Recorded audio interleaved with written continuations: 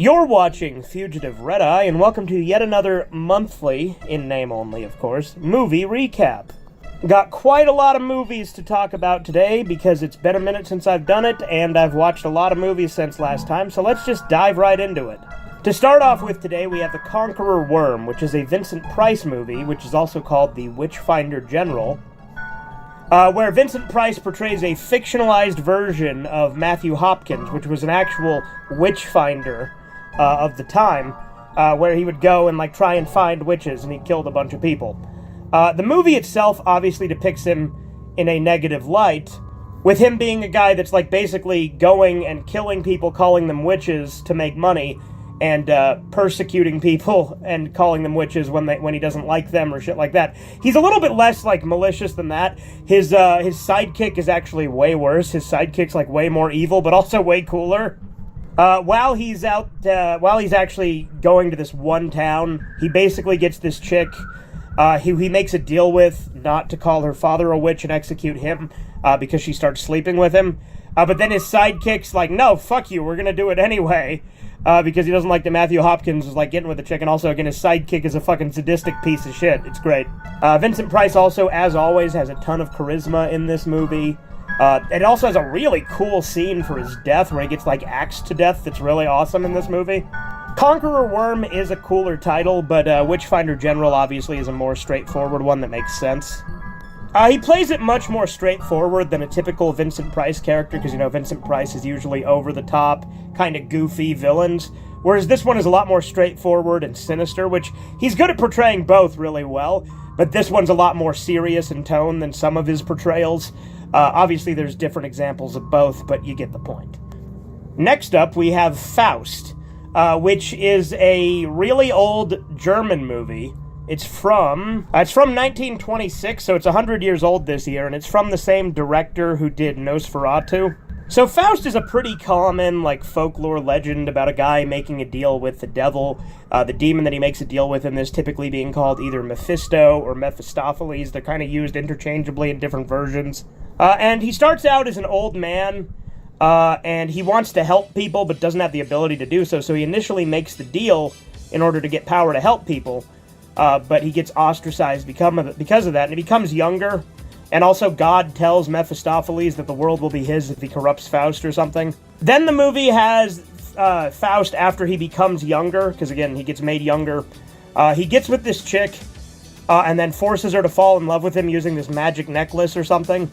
And there's way too much fucking time spent on trying to build up things and then not actually go anywhere with them. There's this relationship of Mephisto with fucking this one lady that he's just chasing her around a bunch, and there's really no reason to have it in the fucking movie. And they just play into the romance, and it's weird, because he literally seduces her with magic, with fucking demonic magic. But as it goes on, they try and treat it like an actual romance movie and make it seem like they actually cared about each other. It's really fucking weird. And there's really cool imagery at the beginning of the movie where Mephisto, or Mephistopheles, whatever you want to call him, is over the city. And it kind of reminds me of the box art, the Urotsuki Doji 1. There's some really cool imagery early on. This is a movie that I feel actually gets a lot worse as it goes on. I'm going to be honest, I'm not the biggest fan of this movie. There are really cool aspects in it. But Nosferatu is absolutely F.W. Murnau's way better movie. It's not even fucking close. The ending to Faust is also fucking retarded because, God basically breaks his deal with Mephisto, saying, but you forgot there's one word that gives you no power, and that word is love! And they, build it up for no fucking reason. And, they also have, the lady, go out and her baby, dies, right? Or, freezes to death or something. And then Faust just goes with her, and they both, ascend into heaven or something? It's really stupid. The ending is, the worst part of the movie. I really hate the ending. Next up, we have another Vincent Price movie, Cry of the Banshee. And this one is nowhere near as fucking good as Conqueror Worm. Because Conqueror Worm does a good job at depicting, witch hunts and things like that as a negative, while still making the villain compelling and interesting. This has a rich guy who literally has a coven of satanic witches who are causing problems, and he's treated as the bad guy for going after them when they literally use demonic powers to possess people or to kill people and all sorts of horrible fucked up shit. And we're supposed to sympathize with these stupid fucking witches. This movie kind of sucked. I'm gonna be perfectly honest. Like, it would have been way better if in the ending when like the witch demon werewolf thing is there and he kills it. If it actually stayed dead, that would have been cool. If they actually came full circle and made Vincent Price the good guy in the end. Maybe they had him learn something, because he was harsh in the beginning of the movie, and he was kind of, like, mean and, like, did some cruel stuff at the beginning. But realistically, he's the good guy in this movie. I don't care what the fuck it wants you to think. These witches are pieces of shit. I don't like them. Way worse movie. Conqueror Worm was way fucking better. Easily the worst Vincent Price movie I've seen. As I said, there's this, like, werewolf thing that the witches, like, possess a guy and turn him into. And it really makes you think, oh, Vincent Price is fighting him, he gets the better of this monster. And it makes you think he's gonna come around full circle and be the good guy, and he's gonna win in the end. But no, they're just like, nope, guess what? The demon thing is still alive. Witches win. He's the bad guy, sorry, cope. It's fucking dumb. Hate this movie. Next up, we have Trick or Treat, which is an anthology Halloween movie. That has a wraparound with this kid named Sam who's got like a pumpkin head. And Trick or Treat is fucking great. Like, the Halloween aesthetic of this movie is really, really good. There's this really cool segment with like werewolves that has really good effects and gore when the werewolves are like eating people and transforming and stuff. There's also this one with this kind of unruly kid that gets killed by this guy and turned into a jack-o'-lantern, basically. And that was really cool. And all the segments are, like, tangentially connected, too. Kind of like Takeshi's Dolls, where you can see stuff from the other segments bleeding into the other ones, but they're never directly connected. Well, I say never, but there is literally, like, the guy who carves the kid into a jack-o'-lantern is the one who gets eaten by werewolves. So there are actual, like, direct connections, too. But you know what I mean. They aren't completely connected the whole time. There's just through lines that kind of connects them. Then there's this really cool story about this bus driver who drove a bunch of disabled kids into a fucking lake to let them drown because the parents wanted to get rid of them. And then basically the guy has, like, Sam, the pumpkin-headed kid guy, come and basically torment him and try to kill him until he gives him candy, and then he's fine. So you make it think, okay, this is like sort of his redemption, because he's an old man at this point, played by Brian Cox. And all this shit happened forever ago.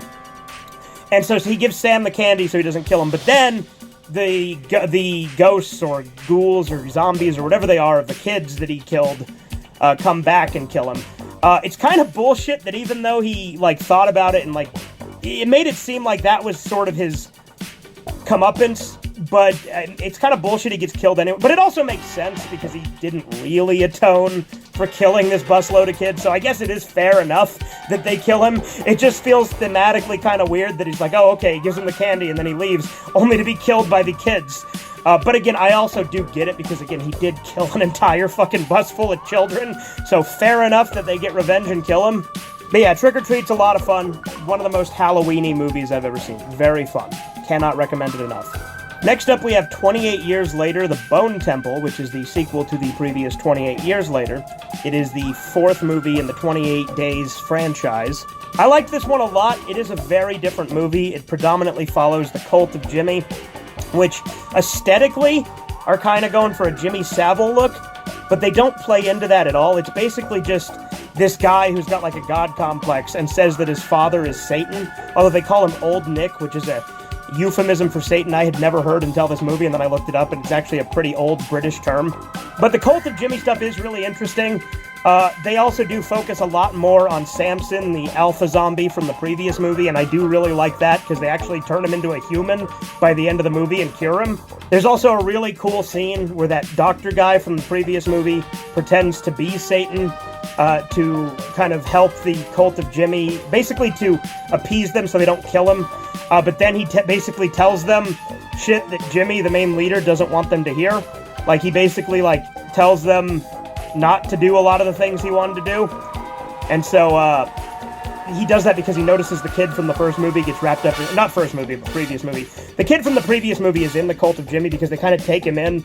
And the Cult of Jimmy is pretty ruthless because what they do is, they make you fight someone to the death because they can only have, like, 7 members other than the main one. So you need to fight someone to the death, and then you take their place. That's how you join up. And if you refuse, they'll just kill you anyway, because, again, they're pretty sadistic and satanic. So there's a lot of stuff with that in this movie. It's very different than the other one. It does also have Jim from the original 28 Days Later at the end of the movie, in like a sort of like, you know, like a stinger to say, like, look, he's going to be in the next one.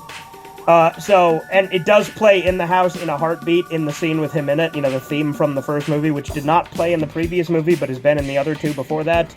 Overall, it was pretty fun. I'm interested to see where this trilogy goes. Very different than the previous one, for sure. All right, next up we got a documentary, Beauty Day, Captain Video documentary. So Captain Video is this Canadian guy who is doing all sorts of crazy stunts in his backyard running a public access TV show. And he's got a lot of charm to him. He's kind of wacky. He's really fun. I really enjoyed this documentary. He did this one episode of his show called The Pool Plunge, where he actually broke his neck. And by the way, this guy is not only alive, but he's not even crippled. And he films new Captain Video stuff during this documentary, which is pretty cool. You also get some backstory with him and his wife, and how they broke up, how they met, how they got together, and how they broke up. And he does try to get the new stuff they make released on public access as like an anniversary thing, but because like standards and practices are a lot higher, they won't release it because they consider it too dangerous, which is kind of just a sign of the fucking times, right? But Captain Video was doing this stuff way before people like Jackass or CKY or any of these other people who do these stunts and things. Like, he was just a lunatic doing crazy shit in his backyard and, like, potentially horribly injuring himself. One time actually horribly injuring himself, luckily being okay, though, in the end. There's also a scene where it shows him working with his friend, who's a mechanic, and his friend's, like, a hardcore conspiracy theorist, and I'm just like, oh, his friend's based as fuck. He didn't agree with his friend on that, but his friend was cool.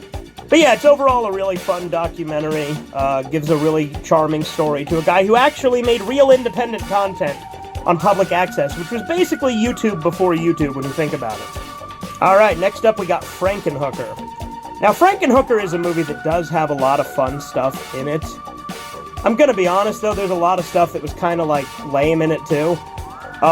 It is about this guy whose like girlfriend dies and then he tries to bring her back to life by, like, using a bunch of parts from hookers. Like, he uses her original head, because she gets, like, killed by, like, a lawnmower that destroys most of her body, but apparently not the head. And he has this, like, weird estrogen-based, like, preserving fluid that, like, keeps the body parts, like, fresh, and also later kind of keeps some of them alive. And he wants to kill a bunch of hookers, basically, to, like, try and recreate the perfect body for her. And, like, the body parts from the hookers have, like, muscle memory of the hookers, so they act out stuff from the hookers and act like they're still, like, on the job from being hookers and trying to do whatever they were last doing. Yeah, this movie had a lot of weird logic. By the end of it, she does get her memories back, and like, gets her own personality back. But then his head gets cut off by the pimp because, you know, he killed all those hookers and stole them. But a lot of the body parts from the hookers are, like, still alive and stuff, and then the guy's head gets put on the female bodies. Because, again, the fluid is also, I think, how he brings stuff to life. But since it's estrogen-based, they couldn't use his body or the pimp's body or something like that. It was stupid. Basically, he ends up with a lot of the hooker's bodies, so he's got female anatomy now beneath his neck. Like, you know, you could say it's kind of funny as, like a comeuppance type ending, but I think it would have been better if he got the pimp's body and was just jacked after the fact. But that's about it for Frankenhooker. It was pretty mixed bag. There was some stuff I liked in it, there was some stuff I didn't like. It was fun enough. Alright, now on to a movie I fucking hated, and that was Trash Humpers. Trash Humpers is this weird, like, shot-on-video movie of all these people wearing, like, old man masks, going around, humping trash, as the name would imply, dragging baby dolls behind bicycles and being very anti-life as well. It's pretty cringe, honestly. There's a lot of commentary you can try and read into it that's actually really cringe. It's made by the same guy who made, like, Gummo and some other stuff. I can't remember everything. I know that's one other thing he did. There was also... I haven't seen Gummo either. I just know it's similar in, like, he's just, like, filming people. This one was really boring for most of it. Like, they're like breaking into houses and breaking shit, like they smash like a CRT and stuff, and that's kind of entertaining at times, but it's just a lot of that. And they kind of have this horror subplot where they like kill a homeless guy that they put in a maid outfit and stuff that they don't really go anywhere with, and then the movie ends with them stealing a baby, which the director's name is Harmony Korine. Apparently that was his baby as well at the end of the movie, which is really weird given how anti-baby the movie seems to be. And not only do they hump trash, but they also hump trees. And they're just going around being weird and gross. And at the end of it, there's one scene that I really like where they're just talking to this random guy with a broken arm, and he's just like telling these like bar-type stories where he's like talking about bitches and stuff, and I'm like, this guy I like, put more of him on. Because like it's clear that like a lot of the movie is them just finding people and like filming them. They should have just done that, honestly. Like, that would have been better than the actual Trash Humpers plotline. It was really bad, really boring, and really cringy at times. I think they also threw, like, fireworks off a bridge or something. They did something like that, or threw broken bottles. Something like that. I don't remember. It sucked. Next movie. Next movie is The Crush, starring Cary Elwes as an author who moves into this guest house, the landlord of which, or landlady of which, well, I guess it's both, has a daughter who's 14 and has a crush on him. And he rejects her advances, and so then she tries to ruin his life by, like, using a bunch of wasps to attack his actual, like, love interest, and then later on accusing him of doing stuff to her, ironically because he didn't. As the movie goes on, you find out this girl is fucking crazy and has done this before, to a camp counselor, and then at the end of the movie, when she's in an asylum, it kind of shows that she's going to repeat the cycle and do it again. Also, her dad built this fucking, like, merry-go-round in their attic, which is pretty fucking cool. Oh, and there was, like, the guest house connected to the main house through, like, this underground tunnel that she built, like, this Helga Arnold-type shrine to him in the basement. But yeah, The Crush is a pretty good thriller. Cary Elwes, they have a lot of shots on him to show, like, how jacked he is and stuff, too, which is kind of funny. I guess that's to show why she has a crush on him, right? But it is kind of interesting. And apparently the director, like, based this on, like, real stuff at one point, which is kind of weird and concerning, especially since in, like, the original version of the movie, they actually used the girl it was based on real name, and they had to dub over it and change it because of that. I think the original name was Darian, but they dubbed it over to Adrian in later releases. Alright, next up we have Terror Tape, which is not so much a movie as it is kind of just like a mixtape. It's got a similar vibe in some aspects to Trash Humpers, because it's filmed on VHS and it's a bunch of like weird, unrelated vignettes. The key distinction is that it's almost like a documentary type thing that is made by a guy by the name of Randall Phillip, or Randall Cohen, which is his real name. Randall Phillip is an interesting guy. It's probably best, in some regards, that he's largely forgotten, because the guy is kind of a piece of shit, very anti-human, but he's also entertaining as hell because he's fucking nuts.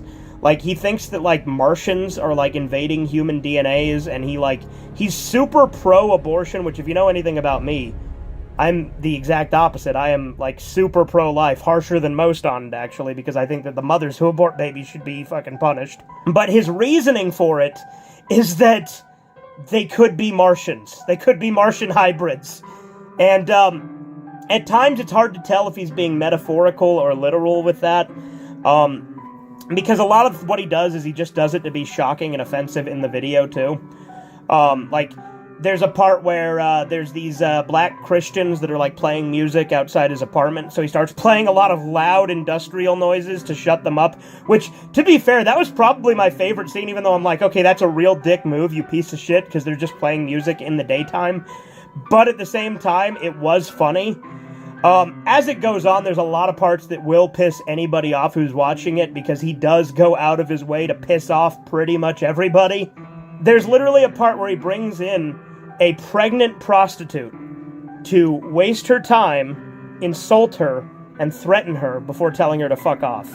Also, he has, like, stolen, like, dead baby fucking bodies that he uses as puppets in this movie that he actually got charged for stealing and modifying. It's pretty fucked up. Like, he stole a bunch of corpses and, like, dead babies and stuff, and, like, there's a part where he does this, like, really, like, kid-friendly puppet show, but he's doing it with a real human skull that still has some skin on it. It's pretty fucked up.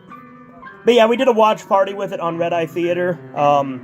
We did have Horizons there, noticing a lot of little details early on. He wasn't there for the whole thing, he was only there at the beginning. He got there before it got really fucked up, which is probably for the better.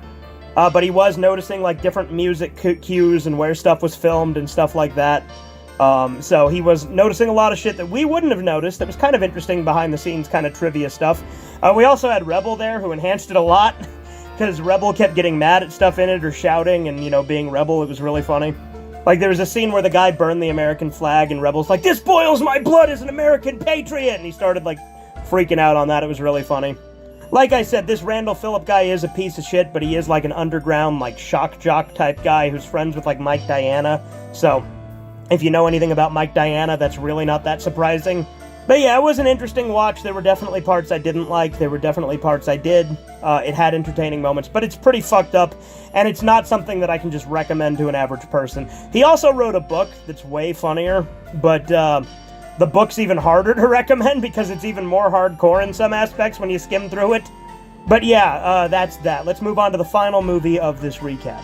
The final movie I have to talk about is Disclosure Day, which I saw in theaters just the other day because my family went to see it and asked if I wanted to go, and they were paying for it, so I'm like, sure, why not?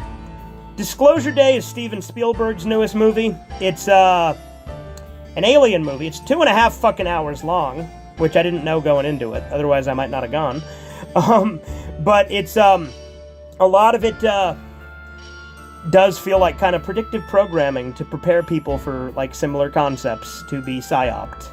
But it's essentially about this guy who works for this company that might as well be BlackRock. It's clearly like the movie version of BlackRock, who has been, like, hiding existence of alien life and, like, torturing aliens and reverse engineering their technology and stuff. And he's, like, on the run from them, trying to track him down and get back the files. And also, he was visited by the aliens as a child, and they, like, gave him the ability to understand binary code completely and be able to be, like, an expert hacker, which is how he got his job there. He was, like, arrested for cybercrime and then brought into this group after the fact. They kind of don't really point to any connection between the government and this group, but it is kind of implied. Again, it might as well be BlackRock, so if we're going by that logic, it's obviously government-sanctioned and involved, which, you don't know, that's how the government does a lot of fucked up shit in the real world, is using quote-unquote private corporations to skirt the law and do things they're not allowed to do. But anyway, the aliens also are able to, like, shapeshift into animals to, like, be less threatening to people. Like, they'll be like cardinals, like the bird, or they'll be like a deer, or like a fox. And there's this woman who's like a newscaster who was also visited by aliens and is randomly able to, like, speak other languages and also, like, look at people and, like, psychically connect with them and know everything about them, or, like, appear to them as, like, a lost loved one or something. And that's because of, like, the abilities the aliens gave her. It gets kind of wacky as it goes on with that to me. I'm not gonna lie. I think they put way too much into it. By the way, there's barely any fucking aliens in this movie. They're in a couple of scenes, but most of it is them being on the run and this weird psychic shit, and the corporation trying to hunt him down. And when the aliens do appear in the early scenes for most of the movie, they're just animals. You don't really see the aliens as aliens till, like, towards the end. And the movie has this weird rhetoric where it's like the aliens are they're coming to save us. They're here to help us. They're like our saviors, and these people, they've been mistreating them. And it's like the aliens have this, like, magic stick or, like, crystal that, like, lets them control everything. It lets them turn invisible. It lets them hack people's brains and, like, reprogram them and fucking, like, take control over them and possess them. It lets them control electricity. It lets them do whatever the fuck they want it to do. So in addition to the whole alien savior shit being kind of cringe and played out to me, I also don't get how the fuck these motherfuckers got captured when they have a magic stick that can do everything. And the logic can be like, oh, maybe they only got the ones that were crashed. It's like, okay, well then why didn't they shapeshift into a cardinal and fly the fuck off like they did for the rest of the movie?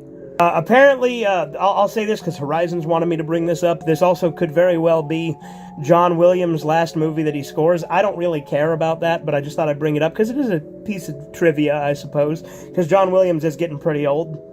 Also, like, there's CGI in this movie that looks really good for, like, some of the stuff with, like, vehicle stuff, like a car driving through a house, and, like, different stuff like that. Like, the CGI is really good for a lot of the movie.